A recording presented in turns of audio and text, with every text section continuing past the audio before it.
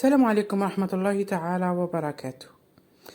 في وقت لا تزال فيه الجزائر تعيش على وقع الحرائق التي خلفت خسائر بشرية ومادية كبيرة، أعلنت النيابة العامة عن تطورات خطيرة في قضايا إضرام حرائق غابية بولاية قسنطينة، فقد تم إيداع 4 أشخاص رهن الحبس المؤقت بعد الاشتباه في تورطهم في 3 قضايا تتعلق بإضرام النار عمدا داخل الأملاك الغابية.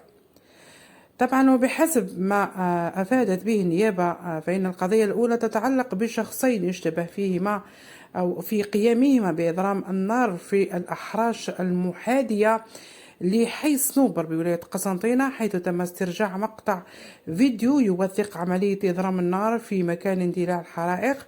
أما القضية الثانية فتتعلق بشخص يشتبه في قيامه بإضرام النار في الأحراش النباتية والأشجار بطريق الصمام في قسنطينة، وقد تم كذلك استرجاع مقطع فيديو يوثق الفعل محل التحقيق.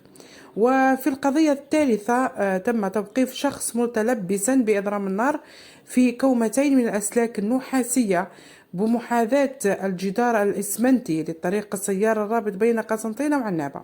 وحسب النيابة فقد أدى ذلك إلى إتلاف مساحة تقدر بهكتارين من الأشجار الواقعة ضمن المحيط الغابي.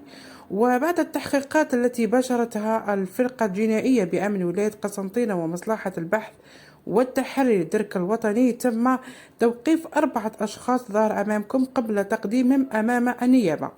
وبعد استجوابهم من طرف قاضي التحقيق صدرت أوامر إيداعهم رهن الحبس المؤقت في انتظار استكمال التحقيقات القضائية. وتوبع المشتبه فيهم في قضايا خطيرة تتعلق بأفعال تخريبية من شأنها تعريض حياة الأشخاص وأمنهم وممتلكاتهم للخطر، إضافة إلى جناية وضع النار عمدا في الأملاك الغابية للدولة.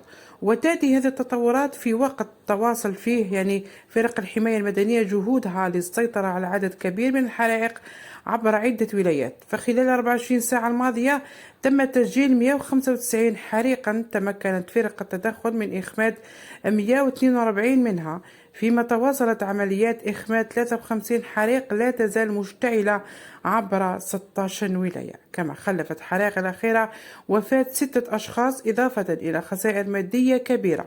وفي وقت باشرت فيه السلطات المختصة إحصاء الأضرار وتعويض المتضررين. ويبقى السؤال لا يطرح نفسه: هل ستكشف التحقيقات عن المزيد من المتورطين في إشعال هذه الحرائق؟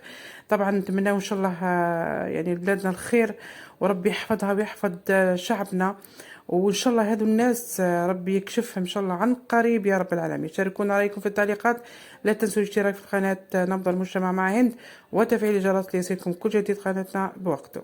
دمتم في رعاية الله وحفظه، مع السلامة.